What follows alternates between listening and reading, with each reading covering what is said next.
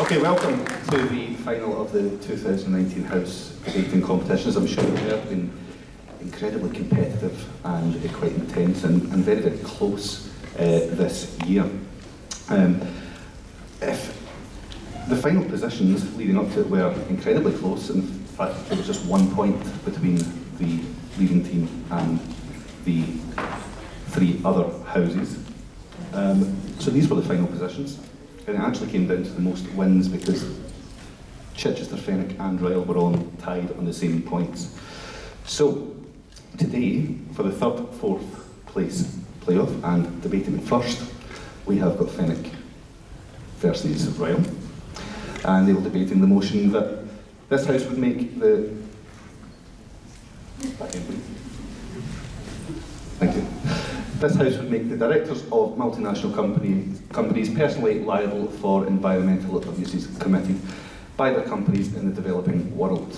So, a substantial motion there. And the final, which will be between Hampden and Chichester.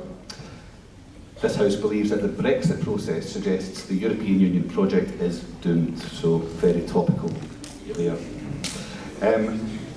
We'll be starting in just 1 second. Just a few people to introduce you today. We have three judges, Mr Crane, Miss Egan and Miss Giordani. The difficult task today of judging some excellent debaters. Keeping time, we've got Timmy, and adjudicator today is Tasia. The layout for today, the structure for today, sorry, is that each speaker can speak up to 3.5 minutes. The first minute of that is protected, so there'll be no interruptions from other debaters. And we're just about to get started. If I could just remind you, I'm sure I don't have to, but obviously these pupils have worked incredibly hard to get to this position, so if we could just be very respectful, enjoy it, and listen to what they have to say. So, thank you. Well, I think I'm going to pass over to Tasia to get us started. Thank you, Tasia. Okay, so the first motion for today, the third and fourth place debate, is this House would make the directors of multinational companies personally liable for environmental abuses committed by their companies in the developing world. So if you're ready, I'd like to invite the first speaker of the proposition to start the debate.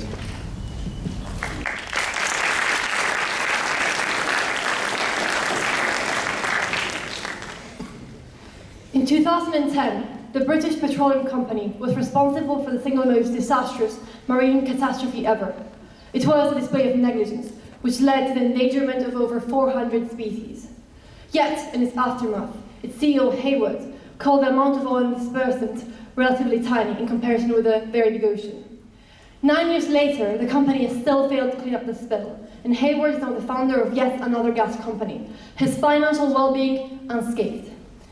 Directors of multinational companies, such as Hayward, are those that are ultimately responsible for the actions of a business, worldwide. Corporate acts do not originate in the corporation, but in the corporation members. The members who hold access to all the information in the company and hold the power of decision-making. Those that pass the contracts, vote on the board, and run the company. The directors.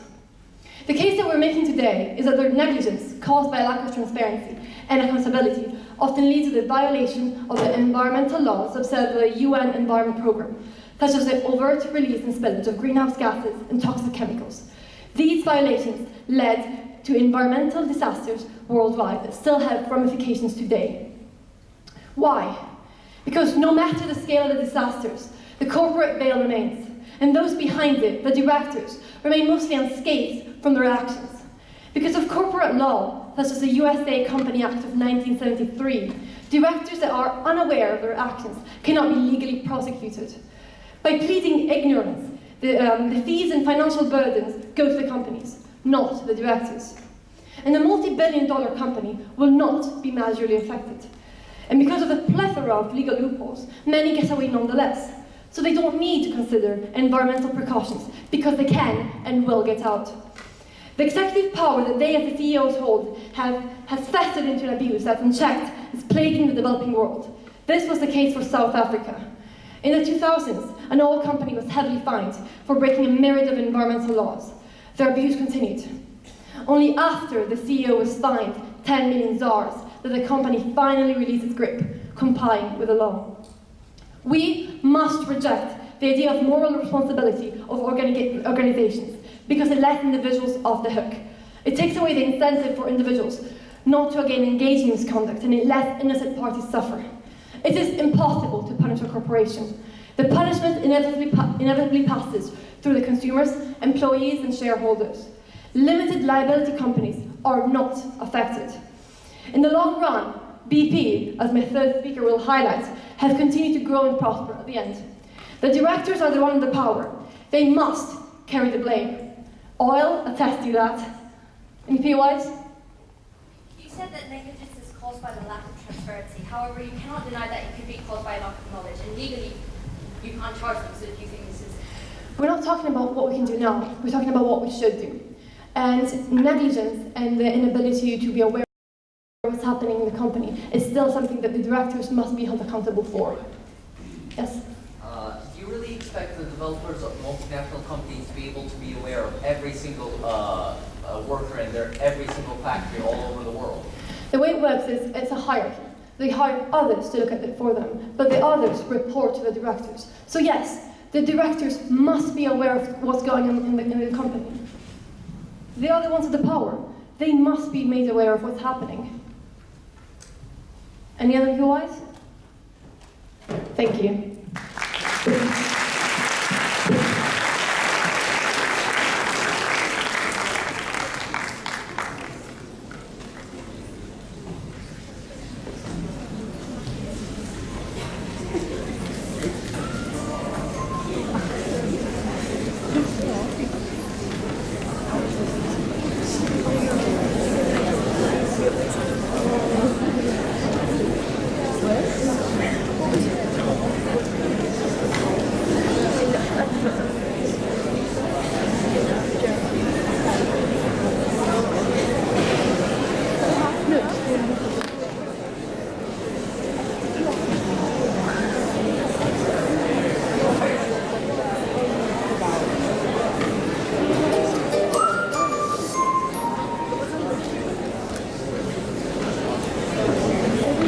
Okay, I'd like to invite the first speaker for the opposition to the floor.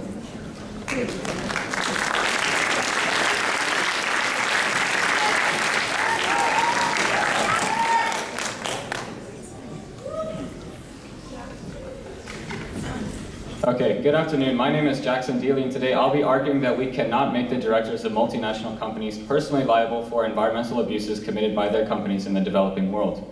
Firstly, I'd like to define a few key terms that weren't defined before. So liable is obligated according to law or equity, so can be held in a court of law. And secondly, multinational company is simply a company that has business activities in more than one country. As a team, we are arguing that we cannot, on a legal or even moral standpoint, agree with this motion, and we will do this across our three speeches. Firstly, I'll be laying out the legal framework that cannot go any further without being said in this speech. Secondly, Rithika will be talking about how it is illogical and immoral to hold directors personally liable, considering they do not hold as much significance in companies as you may think. And finally, our third speaker, Mansour, will be rebutting against the opposition and summing up our team's case. Ladies and gentlemen, the proposition will come to you arguing that multinational companies must be held accountable for environmental abuses in developing countries. We as the opposition actually agree with this. Greenhouse gas emissions, the production of toxic and hazardous substances and waste, the overexploitation of natural resources, water pollution, are all negative impacts of these companies on the environment. The proposition has the burden of proof, however, to explain why directors of these companies can legally be held liable. But allow me to present to you the legal framework that would disagree. Firstly, piercing the corporate veil. What many people do not realize is that holding directors of a limited company liable is very difficult legally due to the corporate veil of protecting limited liability. This law is present in almost every country. Here in the UAE, it's the UAE Commercial Companies Law number 2 of 2015, Articles 21 and 71. This legally separates the actions of company directors and the company itself, so that not every wrongdoing by the company can put the directors in legal trouble, which is very fair considering they are not aware of everything that the business does, whether the proposition says or not. Piercing the corporate veil is extremely difficult through the court of law due to the protections of limited liability, hence it would be very hard to hold directors accountable. But let's just say, even if this piercing was granted, there's number 2, directors and officers liability insurance. And this is insurance which would reimburse directors of a company if they lose as a result of a legal action for alleged wrongful acts in their capacity as directors. This means that even if those directors were sinister people that did not care about the environment and suffered a loss in court after being protected by their limited liability, they will still not suffer a loss in finance, so will likely have little effect on them anyway at the end.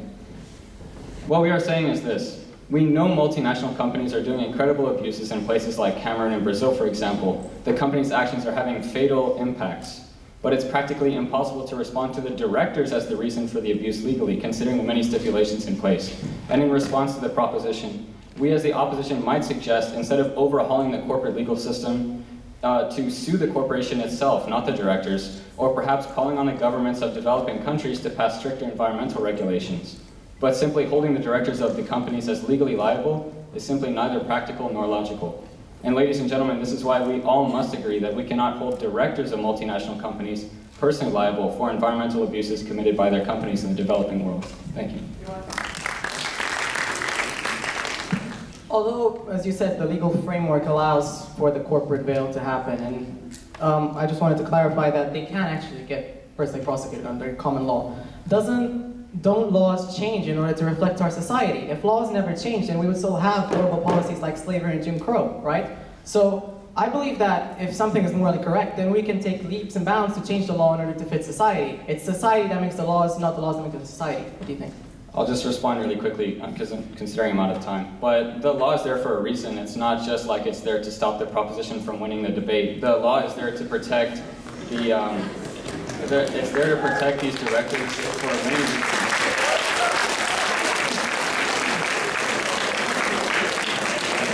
So simply overhauling it because of this sure would be a consideration, but we have to look at other ways we can do it, which I laid out in my speech. So thank you very much.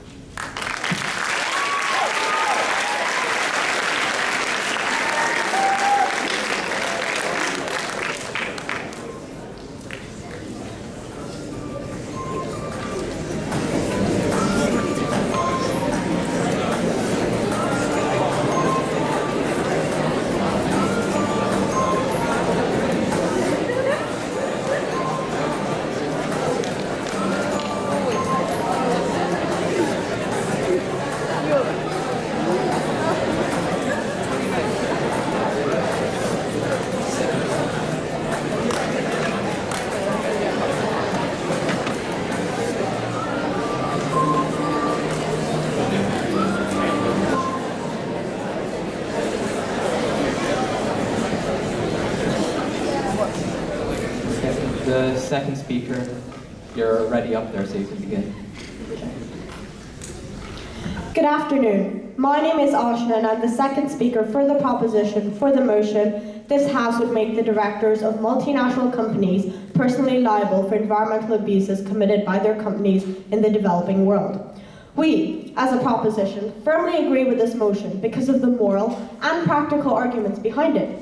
My first speaker, Mathilde, has already explained the moral side of this argument through basically saying that if it is the director's responsibility to oversee the company's actions, then it is just and fair to punish them and legally hold them accountable. Another reason we believe that it is important to hold directors accountable is because in most cases, the director and company itself are viewed as two separate entities by the law. So essentially, if a developing country somehow managed to raise up the finances to sue a multinational company, the company can easily pay off any financial charges through increasing prices, resulting in the director getting off scot-free without being directly affected or punished for his actions. What are the ethical values in doing that?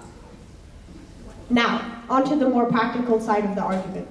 Through holding a director personally liable for environmental abuses, the idea of deterrence comes into play. This means that by instilling the fear of legal prosecution that would interfere with the director's livelihood, we would make them more due diligent and aware. This has a wide range of positive long-term impacts and benefits. Firstly, the fundamental social advantage of this is that it would be safer for people living in developing countries, as the risk of a company abusing the environment for their own purposes would drop. Therefore, this would lead to less disasters. For example, in 1984, an event known as one of the world's worst industrial disasters took place in India in a location called Bhopal, which involved a huge gas leak from the company Union Carbide, and this led to an astounding total of 15,000 deaths, with many more being affected by wounds and disease. However, what's interesting here is that the American chairman of this company, Warren Anderson, allegedly fled the country a few hours after the gas leak and died unpunished. How is it justified that someone who is so strongly linked to the deaths of 15,000 people got away? Deterrence would also have economic benefits for the company itself. As a multinational company, its main source of revenue is likely to come from investors and shareholders, whose primary concern would be the security of the business. If the company itself is not at risk of being held liable for environmental abuses, then people are more likely to invest into the company. In conclusion, the proposition strongly agree with this motion because managers are ultimately both legally and morally responsible for their company's actions, and by implementing personal consequences, directors would become more vigilant, thus benefiting the environment, company, and society in the long term. Thank you.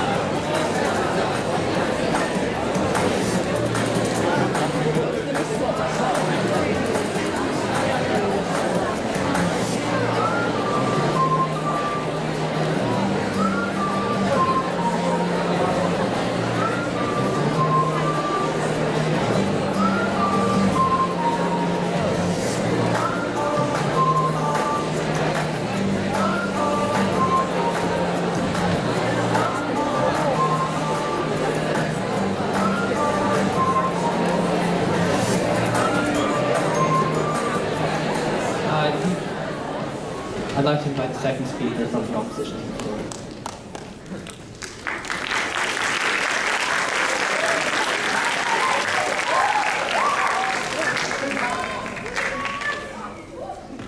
Good afternoon, ladies and gentlemen, our esteemed judges and our fellow proposition team. I'm Rithika Narayan, the second speaker of the opposition, and firmly believe against the motion that this House will make the directors of multinational companies personally liable for the environmental abuses committed by their companies in the developing world. The motion proposes to hold directors of multinationals personally liable for environmental abuses by omitting the Companies Act of 1844, which dictates that the directors and the companies are separate legal entities to push for prevention and deterrence of environmental abuses by assigning accountability.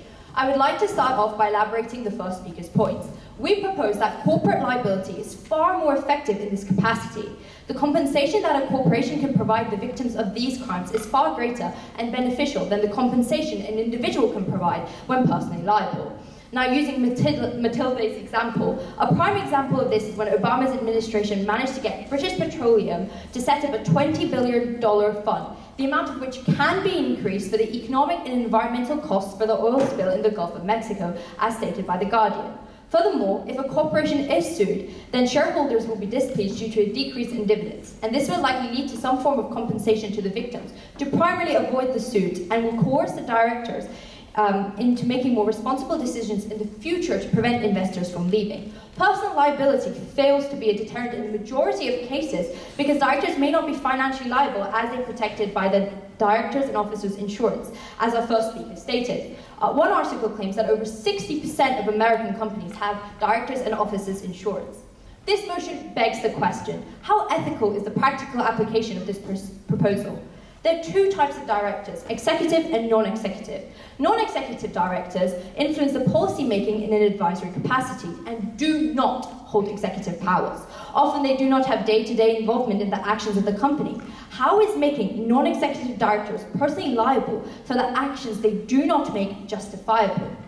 Apart from the corporate veil, a loophole present in the motion is that directors can still commit environmental injustices if they employ local subcontractors to outsource environmentally destructive production, as this law is only applicable to multinationals and not local companies.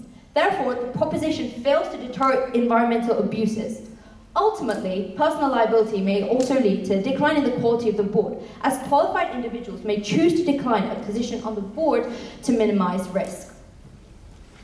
This may affect operations across the world and also in developing countries, economies of which are augmented by these multinationals as they provide employment and bring in foreign investment, boosting the GDP. Poor executive decisions may lead to a decrease in the size of operations, hence decelerating the rate of progression at the end in these developing countries. Ultimately, this motion is also harmful to developing countries. This is why we firmly believe against the motion to make directors of multinationals personally liable for the environmental abuses committed by their companies in the developing world. The burden of proof now falls to the proposition to prove otherwise.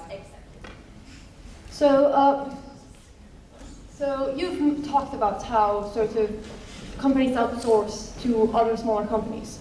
But actually, legally, if a local company makes most of their revenue through outsourcing, they would fall under the legal umbrella as a subsidiary. So they would count as part of the subsidiary of the company, the big company. Yeah, but also, one second, legally, if you hire a separate contractor, then they are not connected to you. Therefore, No, that's not how it works. well, you can't cross-reference. Thank you.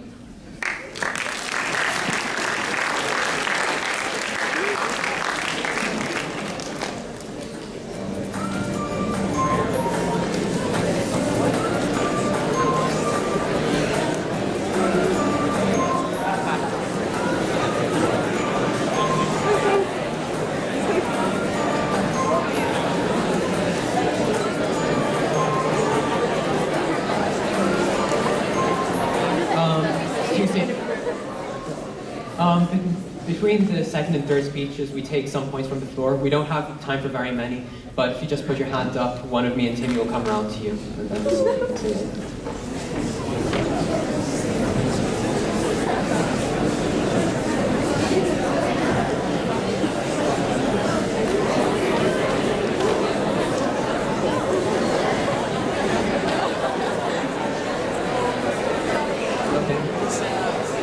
You said that the environment should be taken into consideration at all. I mean, isn't business revenue more important for the developing countries?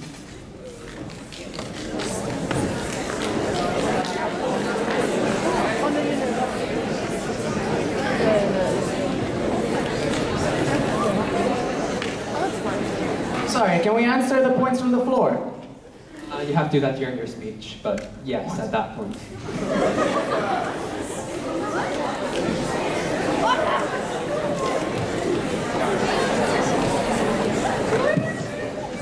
Do you think it's morally fair to put someone in charge of tens of thousands of people accountable for an action that was only just decided by the directors, but people carried it out that weren't just the directors?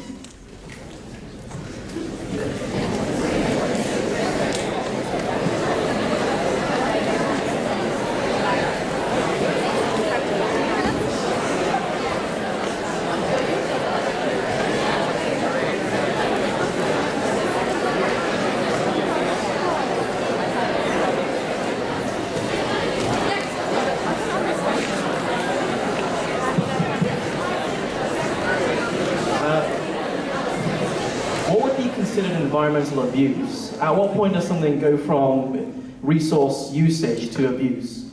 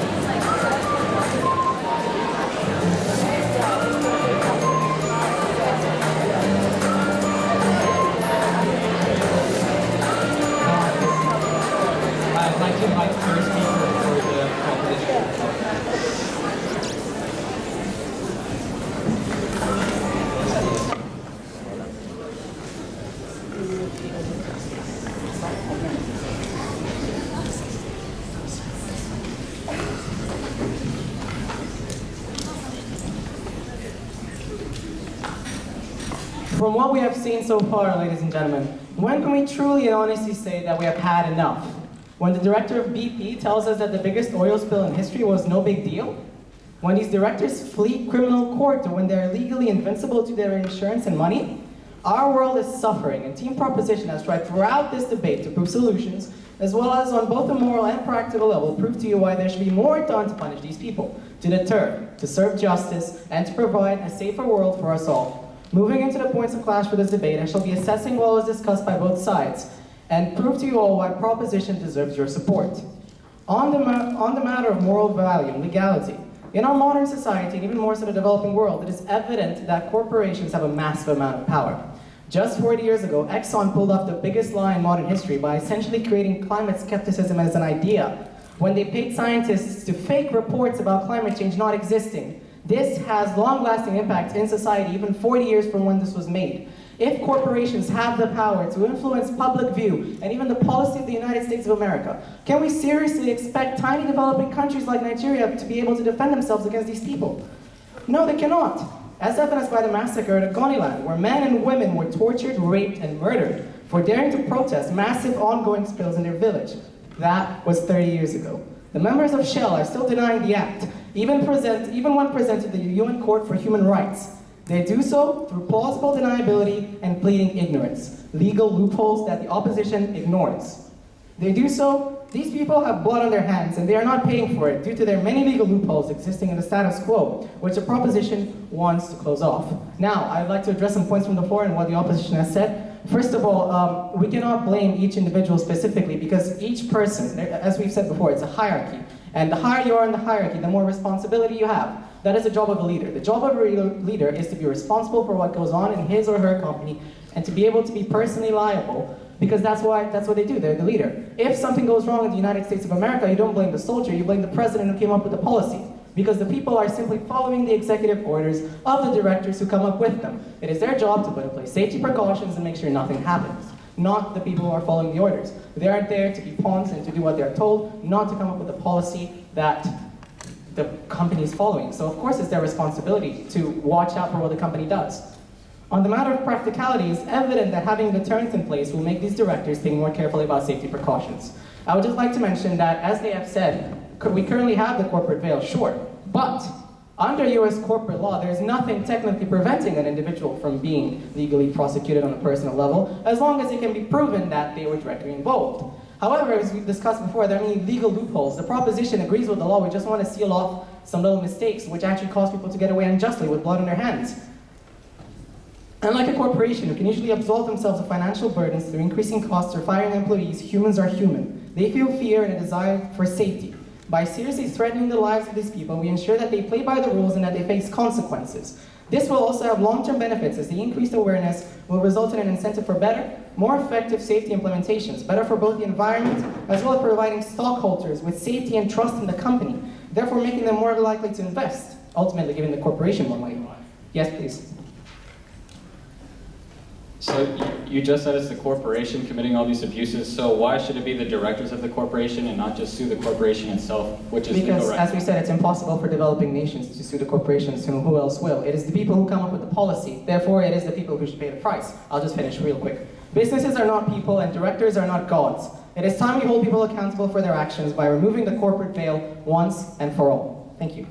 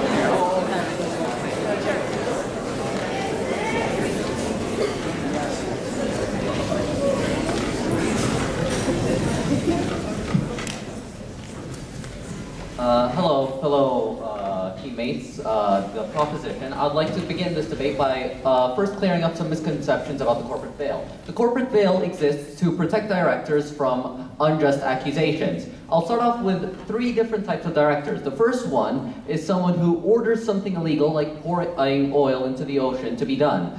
If a corporate director were to ask for this action to be carried out, then under the current legal system, the corporate veil can and will be pierced, and therefore he will already be held liable for his actions. The second example is when someone else carries out this instruction, and yet the director is completely aware of this and completely ignores this. This is an example of criminal negligence, and in which case he will be held liable and he will already be persecuted and the corporate veil will be pierced. Under the third example is when oil dumping is being performed. However, for one reason or another, the director has no knowledge of this. So therefore, he cannot stop this in any way. Under this circumstance, the corporate veil will not be pierced. And what the proposition is trying to convince you is to get rid of this corporate veil completely, which will put directors who have no knowledge of illegal actions being done to be either fined or be held liable for actions which they had no knowledge of. Something like oil spilling is very easy to see and would be very difficult to cover up. However, something like greenhouse gases, which is difficult to measure and can be just hidden by not sending a report in, is something that is very difficult to follow up on and could be completely overlooked by a director. Now I'm going to start with some rebuttals. Your first speaker said that this third example I am stating is invalid because a director should be aware of everything that happens in this business. However, this is completely unpractical and almost impossible because these are multinationals we are talking about. Multinationals have factories in multiple different countries, which means they have dozens, if not hundreds of factories which they have to be managing. Overlooking every single employee is completely unpractical. In a POI, you said that laws, we have to change and get rid of this corporate veil because we need to progress, and that not changing the laws is not a form of progress. However, why should we change a law if I have time at the end. Why should we change a law if it is protecting innocent people? If you were to change this law, innocent people would be held liable for actions which they have no control over at the end. You use insurance as an example of how directors can escape liability. However, what stops directors from escaping liability by just paying insurance if the corporate veil is lifted? This does not change either way. On top of that, you're in a POI to our second speaker. You said that if you were to outsource your products, then that means that they would become a subsidiary to the company. However, do you really expect every company that deals with any other smaller company would become a subsidiary of that company? That is completely unpractical, and yes, that is how it works. Also, on top of that, your third speaker raised an example of Shell carrying out an attack. However, that was carried out by the government, and therefore isn't really the responsibility of the director. To finish this debate, I would like to say that okay, accepted. Okay, not accepted. That's all I have.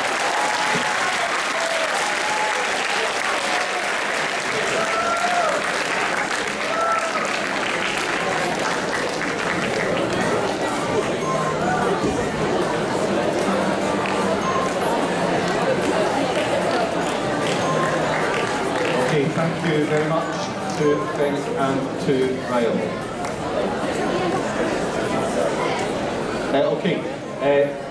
Thank you very much, Senior Skill. Can I just do a very quick turn around then, Fenwick and Ryle. Fantastic play there. And they're going to be replaced by Hampden and Chichester for the final.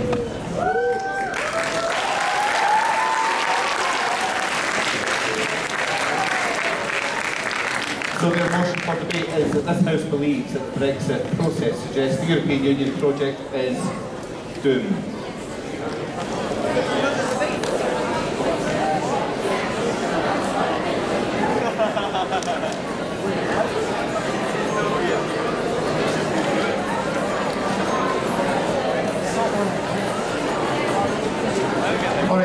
thank you. If you just want to get yourself settled, please, and we'll get the final started. Thank you.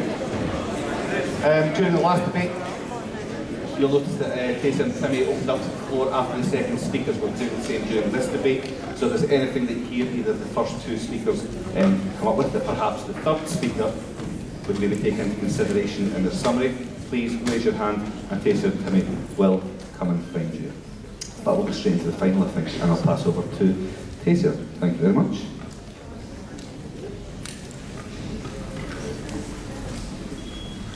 Okay, so the motion for this debate is this House believes that the Brexit process suggests the European Union project is doomed. I'd like to invite the first speaker for the debate to the floor.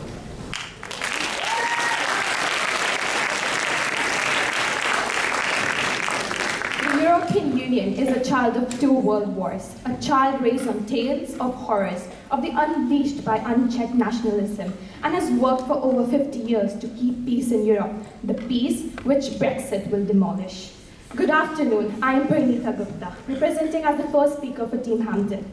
The topic for debate is that this House believes that the Brexit process suggests the European Union project is doomed. We, the affirmative team, believe that this statement is truth. Now to define some important terms in the statement. European Union, which is a collaborative union between 28 countries, which aims to improve well-being in nations. And Brexit, meaning the withdrawal of United Kingdom from the European Union. As a proposition team, we have perceptually dissected this motion in two arguably meanings. Both Brexit being the cause of EU's doom, but also, we will argue, Brexit being a consequence of EU's current difficulties. We have looked at this motion as a whole, and my fellow speakers will interpret this motion in more detail. Today, as the first speaker, I will be talking to you about how Brexit being the consequence of EU's doom, and our second speaker will be following it and discussing some important points on nationalism and right-wing. And the third speaker will rebuttal the opposition team and sum up a team case, and also mention how EU is already doomed, which is causing Brexit to happen. Now coming to my points, in the first half of this decade, Greece almost crashed out the Eurozone, or faced having its membership suspended, in the process known as Grexit. George Papakastino published an article saying UK's shambolic internal decision-making on Brexit is so similar to the manner in which one Greek government after another lost the EU's trust by appearing unable to make up its mind, keep promises, and refrain from proactive complaints about EU bullying and blindness. All this reinforced the EU's inclination to embrace caution and to focus on its own unity. He says, whatever has happened to Brexit is possibly chance to happen to Brexit as well, which could be a downside for EU. The EU has taken as a whole is the UK's largest trading partner. The Confederation of British Industry estimates that 90% of UK's goods exported to EU would value tariffs. The average tariff on UK exports to the bloc would be 4.3%. There would be no more free trades happening if Brexit takes place. The UK is one of the main contributors to the EU's budget. In 2015, the UK was the third largest net contributor to the EU's budget after Germany and France, with a total of 118.6 billion euros. EU funds are vital, used to combat terrorism, contributed to projects in non-EU countries. Cutting EU's budget is a way of Britain neglecting global duties beyond its borders.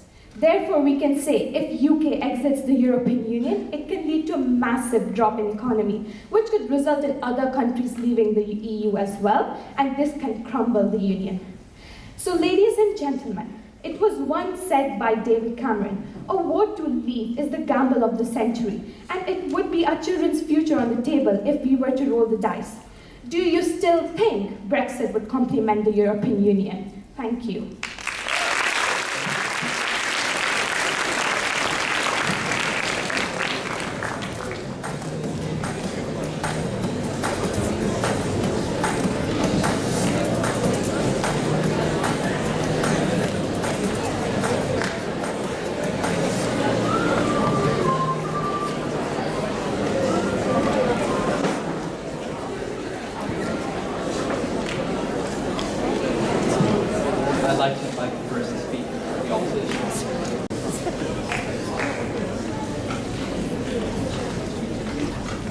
Promote peace, offer freedom, security, and justice without internal borders, and combat discrimination.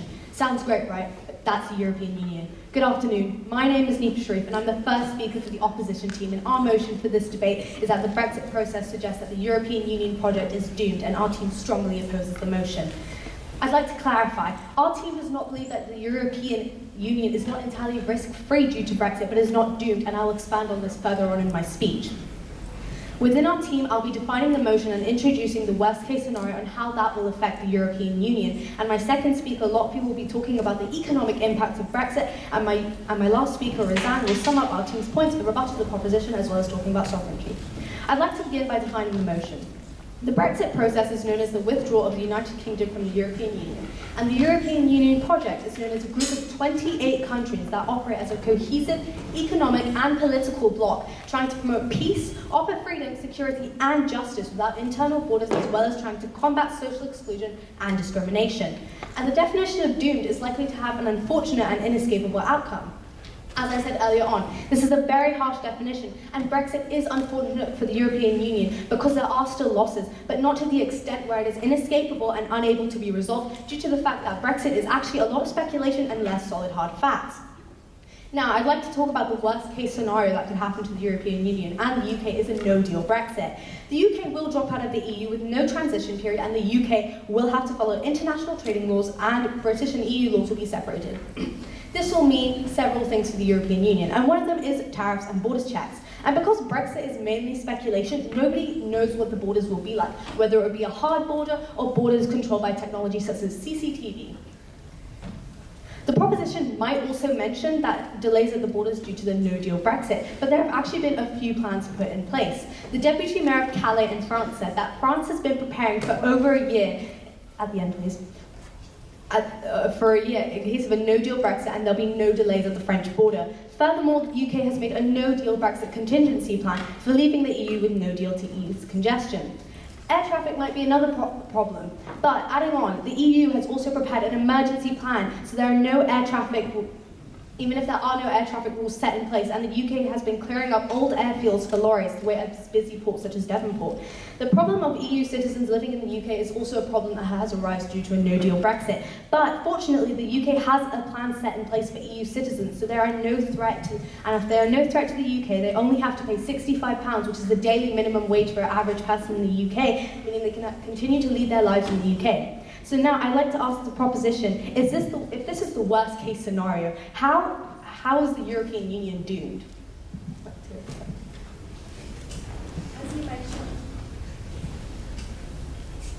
As you mentioned about the no-deal Brexit, it is not yet confirmed that the Brexit will be no deal. And if it is a no-deal Brexit, then we have a statistic telling that there will be 90% of UK goods exported with tax, which will cause even more down to EU. As I said earlier on, this is all speculation, and there is a contingency plan in place, and the EU is willing to take single deals from the UK to prevent problems like this. Thank you.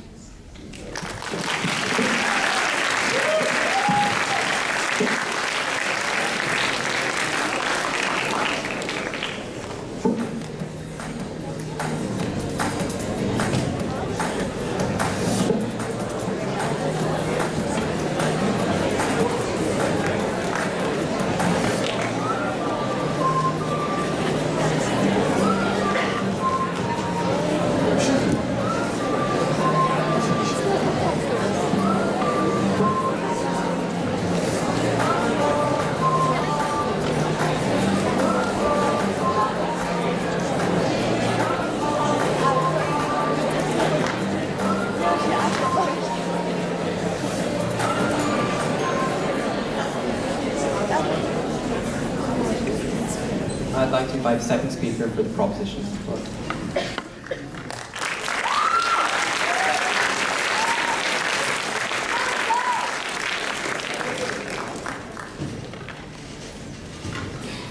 Climate change, migration, and terrorism are global challenges best addressed when we take the interest of others into account. Words spoken by Angela Merkel, Chancellor of Germany and committed member of the EU. Good afternoon, ladies and gentlemen. My name is Sophie, and I stand here with my team arguing for the motion that Brexit does indeed suggest that the European project is doomed. The EU stands for cooperation centered on its shared values, aims, and agreements, all which are heavily contradicted by the nationalism behind the process of Brexit. Why did the Leave campaign argue for Brexit? For power and sovereignty. For wherever popular sovereignty leads, nationalism is sure to follow. The far-right party of the UKIP proves this. The UKIP are a political base founded on a powerfully toxic Eurosceptic vision, urging for a Brexit born out of bitterness. By encouraging a sense of superiority and an aim of division, the UKIP is demolishing any hopes of unity, due to which the EU is sure to be doomed. These harmful nationalist aims create similar rhetoric and patterns of political support which also underpin the success of other right-wing nationalist parties. The Front National in France, the New Democratic in Sweden, and the Finns Party in Finland have all absorbed the UK's events very closely, some even calling for their own referendums, hoping for a Frexit, a Swexit, leaving the European project in a position of vulnerability. We cannot and must not deny the signs of a downfall of the European project. Migrant rescue ships banned from Italian ports, France nearly crippled by endless Gilets jaunes protests, and the relentless rise of right-wing, Eurosceptic populist parties, such as the AFD in Germany, who are fighting for a UK-inspired Brexit. What do all these events have in common? They will all result in the domestic politics of the EU member states to become increasingly fractious, and most importantly, susceptible to breakdown and violence. How can we expect the EU to run this way with the UK acting as the driving force of the Eurosceptic populist parties, especially as the decline in the quality of political discourse and open anti-immigrant xenophobia in the Brexit campaign is proven to have already been repeated elsewhere? These right-wing parties aim for a decentralized model for Europe, and much of this encouragement can be placed upon Brexit itself. And for the European Union, this will inevitably lead to the act of European integration staying on hold, or worse, to go in reverse, putting the EU project in grave danger of disintegration. It cannot be emphasized enough.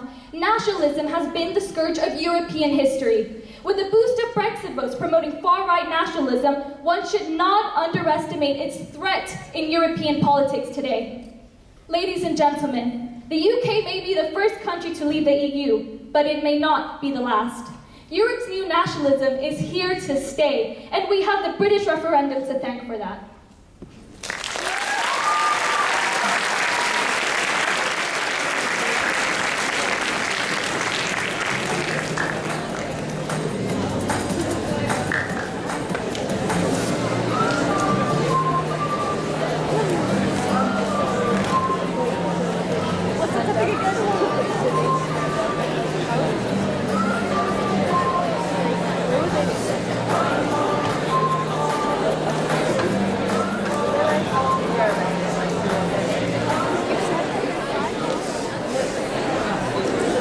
I'd like to invite the second speaker for the opposition.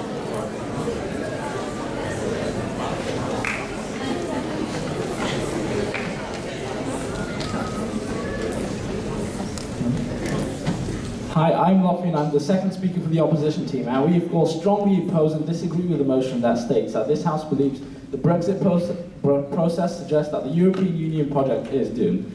Now, before I go on to my main points, I want to start with a few rebuttals to the proposition team. Paranita, you talked about how the EU receives a lot of its funding from the UK, and you gave the statistic of 1.86 billion. First of all, I want to correct you, it's actually 1.86 trillion. And when you compare it to the 20.9 total GDP of the EU, you'd see that it's only 8%. And it would cause risk to the EU, but it would no way doom them, because as you yourself stated, they still have France and Germany. And as to your POI about a no-deal Brexit, you want us to give us statistics showing a no-deal Brexit? Well, we can't, because the vote hasn't happened yet. But following Theresa May's historic defeat introducing her deal, a no-deal Brexit seems very much like the most likely outcome. Now, moving on to my own point. One thing that many people don't realise about Brexit is how it's truly united the European Union, something that, Sophie, you clearly do not understand. Now, as the 27 countries who are also a part of the European Union have seen the catastrophic effect that Brexit has had on the UK economy, and as a result will not opt to leave the EU themselves. Most of them are largely reliant on each other in terms of trade, and they are very happy to remain members of the EU. A recent Eurobarometer poll shows that from 2015 to 2016, the number of EU citizens that think the EU will be worse by the Brexit declined from 28% to 21%, and the percentage who think it'll be better rose from 18% to 1%. Similarly, another Eurobarometer poll from 2015 reveals that 32% of EU citizens trusted the EU in 2015. However, in 2016, following Brexit, 42% said that they trusted EU, with a 10% increase. Now, these three statistics go to show the immense unity that has been formed in the EU as a result of Brexit. These 27 other countries who are part of the European have seen the catastrophic effect on the UK's economy, which has decreased by 1.3% in the previous year. And so your point about how other countries will opt to leave is completely ridiculous. Go ahead. Okay, Lotfi. So,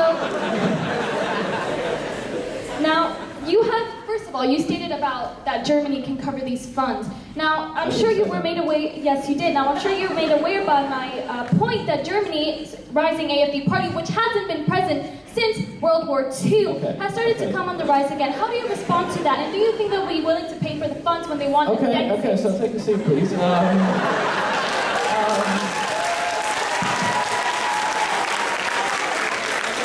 I did not say that Germany will have to pay for the funds. I'll say that the 27 other countries who are part of the European Union would pay for the funds with their 20.9 trillion euros of combined GDP. And so you don't understand. On to my second point. Companies who have their headquarters in London or other major cities in the EU would mainly want to relocate post-Brexit. The City of London Corporation predicted that about 12,000 UK financial sector jobs could be lost to the EU by early 2019. And the Institute of Directors warned that 29% of firms in a survey of 1,200 had either moved their businesses or are planning to do so in the future. Now, if these multitude of corporations choose to locate themselves in any of the other 27 members of the European Union, this would enable free trade between any of the products produced there and other EU countries. And this is what the EU project wants to boast. Free movement of goods, services and capital in a borderless society. And this is why we strongly oppose the motion. Thank you.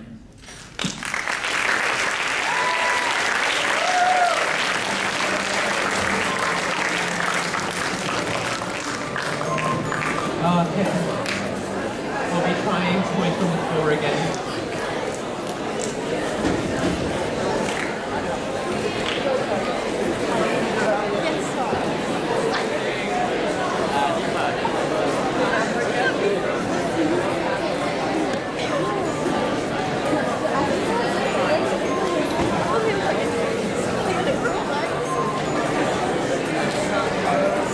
Hi, to the proposition.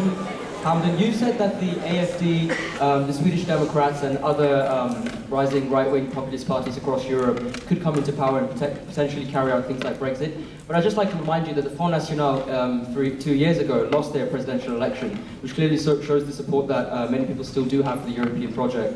As well, the AfD are currently not in power. Yes, they are a rising power, but currently it's a very pro-European government that is in power in Germany. And that applies, and the same applies to many other countries across Europe. So could you please give me an answer on that?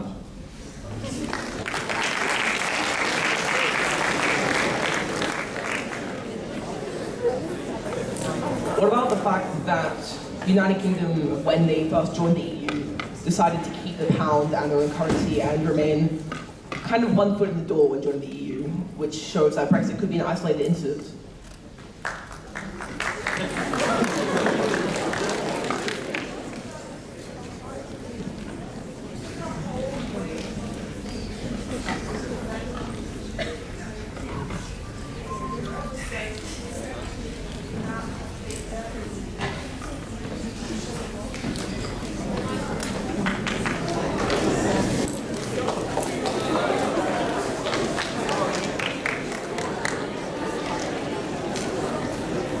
Okay, thank you. Give the teams a few minutes, well, like a minute to talk.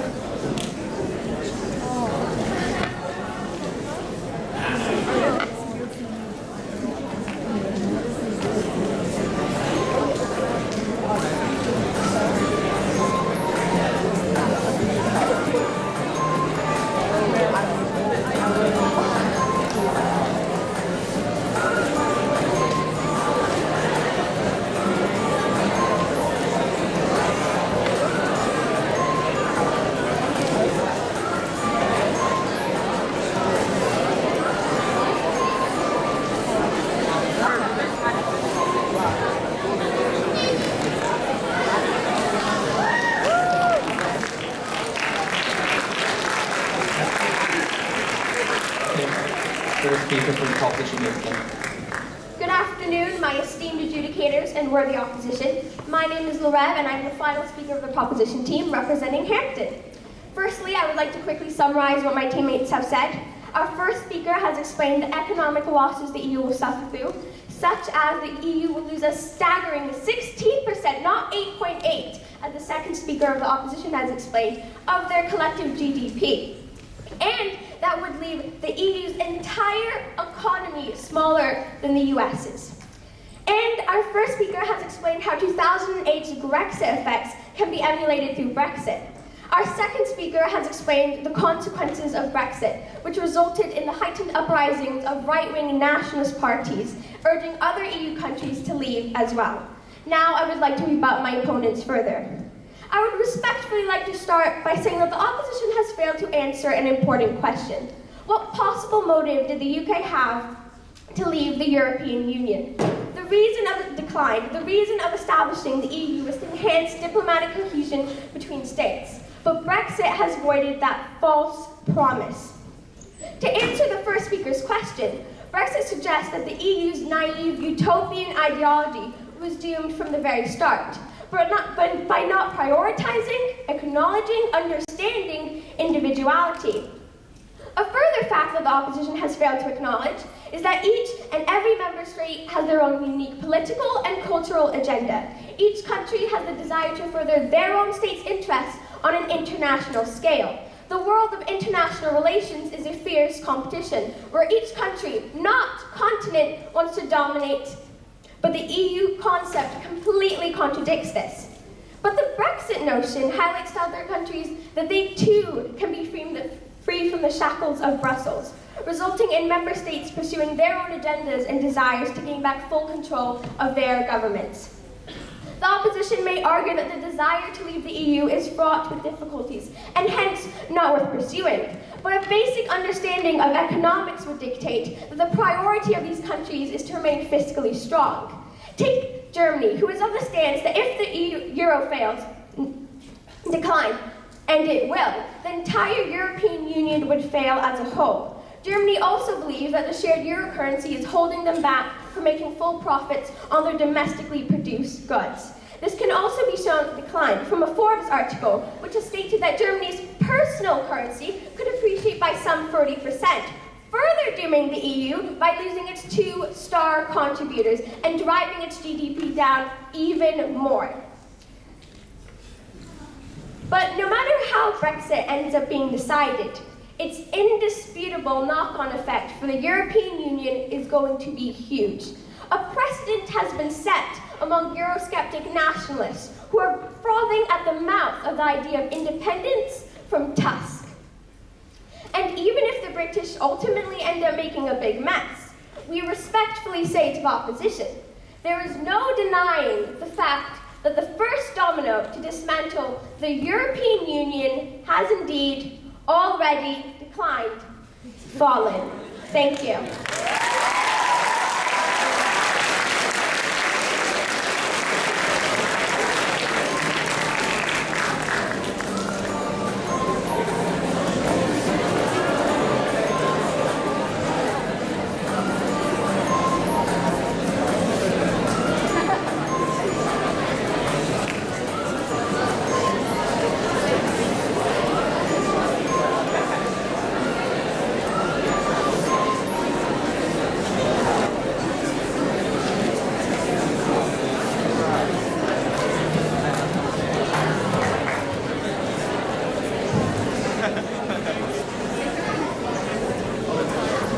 I'd like to invite the final speaker for the day to the floor.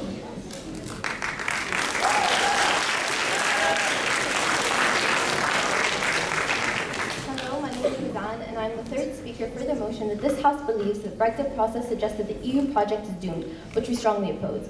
Before summarizing my team's points, I would like to make some rebuttals for the proposition. The first speaker suggested that Brexit is a direct consequence of doom for the EU. But if it was not fully integrated in the first place, then having a different currency, does that not mean that it cannot be a direct result of the doom of Brexit? And furthermore, we are talking about the EU project, a project whose codes are not 100% complete. So how can it be doomed if it isn't done yet? And you guys highlighted the rise of nationalism and how it, but that mirrors the rise of labor views when socialism existed. EU is mainly not socialist, so this is free speech. This is a result of free speech. A lot of people are going to have different ideologies, and a lot of parties are going to exist. That doesn't mean that they will be. Okay, at the end, please. Now to summarize my team's points. The Brexit process has been long. It has exhausted a rarely used democratic option, the third referendum in Britain's history, and has opted for an extension due to the fear of leaving without a deal.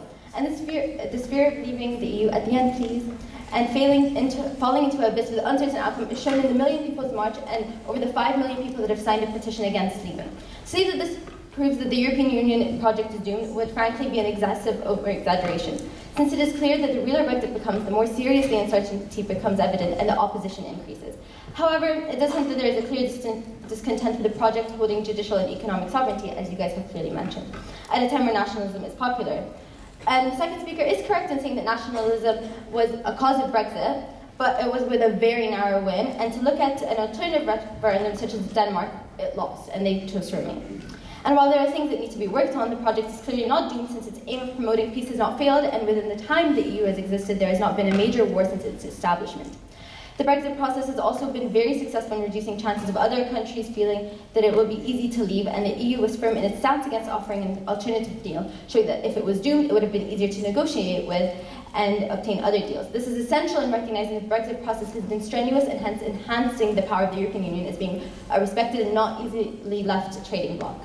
Our second speaker further proved that the Brexit process does not necessarily mean that the process would be bad for the EU, but for Britain. Since companies are opting to move headquarters away from the UK, and companies may not opt to initially establish themselves in the UK, proves that they recognize the importance of free trade and stability within the EU, and that its economy could be boosted instead of diminished and ultimately doomed, so it's not doomed. Moreover, to highlight, the EU project is built on the foundations of unity, meaning that if one country is struggling, other countries are able to help. The unity of the project is projected by the fact that none out of the 27 remaining members have shown a clear dissent with the deal, and firmly stood together on terms of Brexit, highlighting its unity. To conclude, integration economically and socially will continue beyond Brexit. Potentially it will be a different type of unity, but its process has in fact shown the closeness of all the countries, which this, I believe, proves that the EU is actually not doomed, since it is changing with the times and responding to the wants and needs of citizens, and striving and sustaining amongst the process. Thank you. So you spoke about how nationalist right-wing parties can't overpower the European Union, they're just a freedom of speech. But Brexit has proven that it can, and therefore would trigger a domino effect, as my second speaker has talked about with nationalist parties in Germany and Finland. So how would you respond to that? Okay, so you're right in saying that nationalism did win in Brexit, but to use one example to mirror all the other 28 countries would honestly not be very statistically accurate, since it's 1 in 28 and hence not fully representative. Let's take a simpler example. So if you were to fail a test, does that mean that you're bad in a subject? No. It just means that you didn't particularly agree with that or didn't really understand it. Thank you.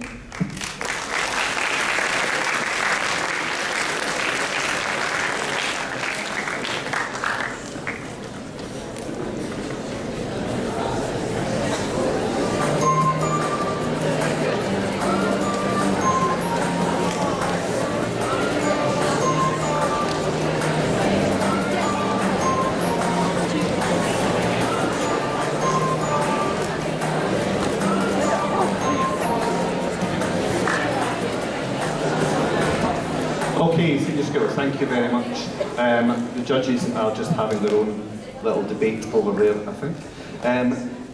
Lots of people's hands went up and we didn't manage to get round that many people, so if you would like to make a point about Brexit, would you like to raise your hand, and Taser and Timmy will come round. Thank you.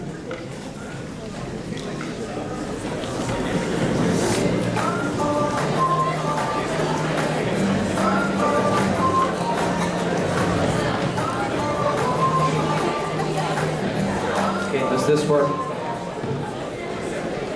So this is a question for the proposition team of the second debate. The first speaker talked about nationalism, how it's rising, and how popular sovereignty leads to nationalism, where the truth is, if popular sovereignty wants something, Why should other countries, the other 27 countries, stop them from doing something?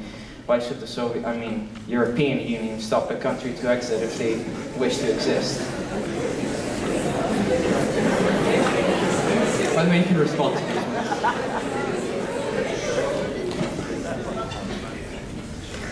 Could you please rephrase it?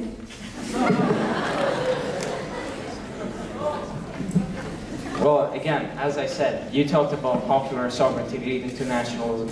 If a country wishes to be nationalist, if a country wishes to exit the European Union, why should they not be? I mean, isn't the popular majority pretty much the most calm answer in democracies the most times? You understood something completely wrong, just to make it correct. What we are trying to say is that now people are not looking at EU as a whole. They are looking only at their country. They want what their citizens want. In olden times, what they wanted was as a whole. Okay, we're going to look at this cause environmentally, not to one state. That's not true, because all the EU countries are so reliant on each other in terms of trade. They can't just look out for themselves and leave the EU. They look.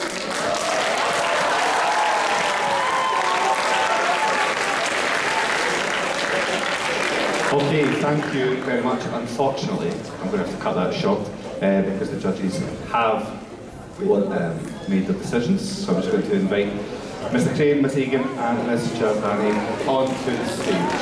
Thank you very much.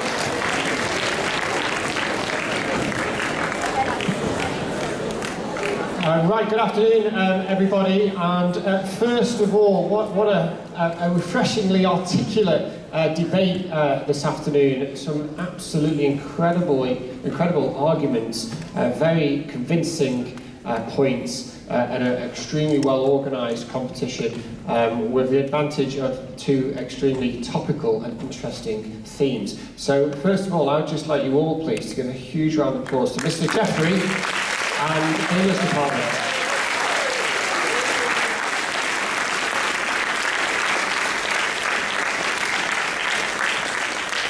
And one more round of applause before we do the results. We're running out of time, but they absolutely deserve it. Every competitor that came on the stage this afternoon, they volunteered, they researched, they spent lots of hours preparing for this afternoon, and they did an absolutely phenomenal job. Every house, every one of them. Big round of applause.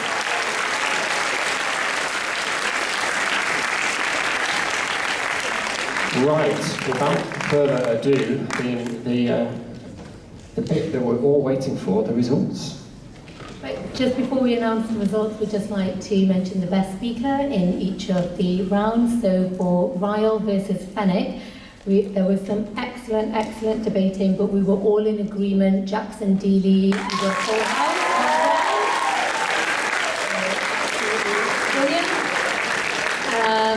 And Chichester, Hampden, no surprises here. Lotfi and Lara, we could not decide between the two of you, so you both scored top marks there, okay? Right, so we had a really strict judging criteria, and we will announce, so fourth place were Fenwick.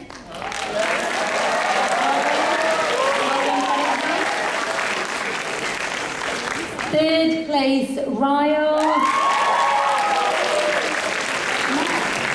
Yep.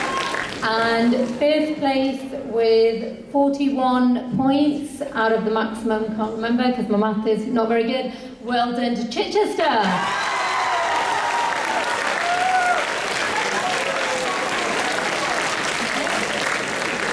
Okay, so if you just wait to be dismissed. Oh, sorry, yes. Yeah, can we present the Wild Hush Cup, please, to the winning house? Absolutely fantastic job, well done.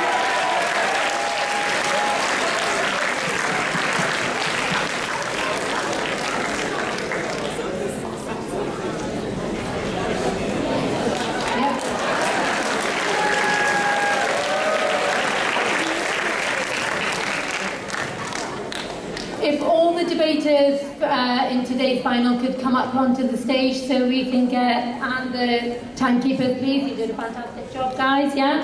Come on, yeah? Yeah, come on, you did a really great job. Okay, senior school, we are out of time. As soon as your housemaster or mistress says so, you are free to go. And thank you for your support.